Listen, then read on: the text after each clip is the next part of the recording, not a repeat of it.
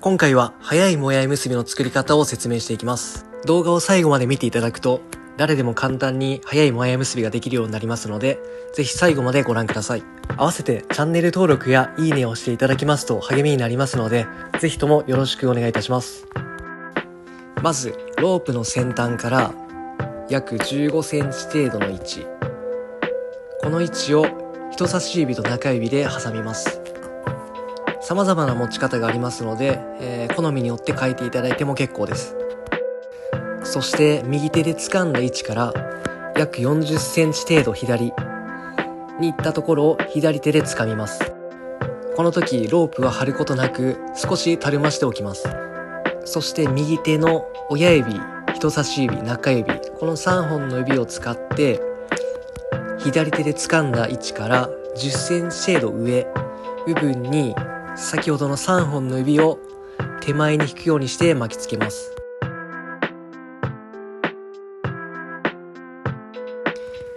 このように巻きつけて、左手の人差し指と親指を使ってクロスしている部分、これをロックします。もう一度ここまでやってみます。先端から15センチ程度の部分、こちらを右手で持ちます。そして左手で40センチ程度いったところ、これを左手で持ち、3本の指を手前に引くようにして巻きつけます。左手の人差し指と親指を使ってクロスした部分をロックします。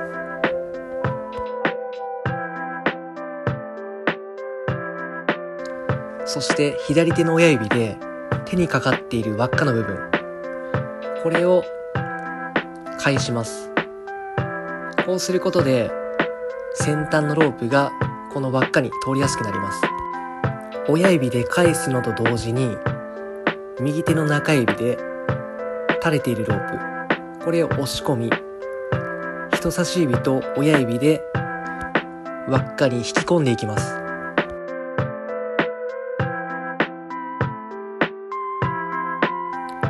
もう一度やってみます。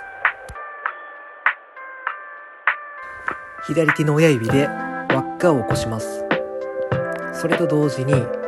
右手中指で垂れているロープの下を通し、人差し指、親指で輪っかに引き込んでいきます。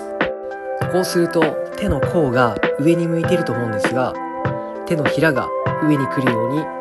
向きを変えておきます。先ほど同様に下から中指で送って人差し指、親指で掴んで引っ張っていきます。引っ張るとほぼ同時に垂れている長いロープ、これも同時に掴みます。するともやい結びの完成です。もう一度やってみます。先端から15センチ程度下、こちらを右手で掴みます。右手で掴んだところから左に40センチ程度ずらして少したるませます。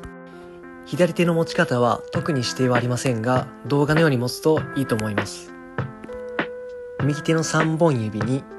左手から10センチ程度離した位置、この辺りから手前に引くように巻き取ります。この時左手に非常に近い位置で巻き取り始めますと、輪っかが小さくなってロープが通しづらくなります。クロスした位置をしっかり持っていると、右手が動いても輪っかが変化しなくなります。左手の親指で先ほど作った輪っかを起こします。そうすることで先端のロープが垂れているロープの下を通り U ターンするような形で輪っかに返ってくるんですが、輪っかに非常に通しやすくなります。先端のロープを垂れているロープの下を中指で押し込むような形で通し、人差し指と親指で掴んで輪っかに通します。そして手のひらを上に向けて下からロープを通し、中指で押し込み、人差し指と親指で引っ張ります。引っ張ると同時に垂れている長いロープ、これも一緒に掴んで引っ張っていきます。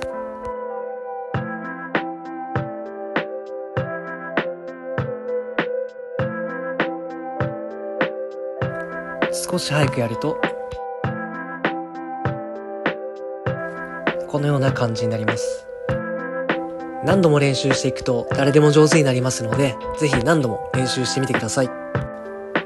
コツはあまり力を入れすぎずにリラックスしてロープを触ると俳句できると思います。また他の結び方を知りたいという方はコメント欄に書いていただけますと、それに沿った動画を作っていきたいと考えています。